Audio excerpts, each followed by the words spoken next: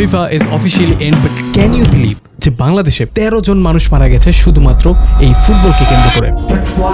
আমি বিশ্বাস করি এখানে দুইটা কারণ আছে। প্রথমত হচ্ছে বিনোদনের অভাব, আর দ্বিতীয় হচ্ছে আবেগ। একটু চিন্তা করেন যে আপনি একজন নর্মাল কর্পোরেট গাই এবং আপনার ডেইলি রুটিন মাসের পর মাস সেম। আপনাকে প্রতিদিন সকালে উঠে অফিসের জন্য রেডি হতে হয়, তারপর লোকাল বাসে উঠে মানুষের সাথে ধাক্কাধাক্কি করে গরম ঘাম আর ট্রাফিকের মতো ছোটোখাটো একটা যুদ্ধ শেষ করে অফিসে আসতে হয়। 8 থেকে 10 ঘন্টা কুকুরের মতো পরিশ্রম করে তারপরে বাজারে যেতে হয়। সেইখানে যখন গিয়ে আপনি দেখেন যে 5 টাকার জিনিস 10 টাকা হয়ে গেছে, তখন কার মাথা ঠিক থাকবে? এই সব কিছু শেষ করে যখন আপনি বাসায় যান, হয়তো বা আপনার ওয়াইফ কিছু একটা নিয়ে কাজ শুরু করে দেবে, দ্যাটস ইট। এভাবে মাসের পর মাস, ইভেন বছরের পর বছর মানুষ তাদের সেম লাইফস্টাইল ফলো করছে। আর এই সিচুয়েশনে যখন ফিফার মতো একটা বড় ইভেন্ট সামনে আসে, তখন মানুষ একটা পারপাস খুঁজে পায় যে নিজের জীবনকে একটু উদযাপন করা যায়।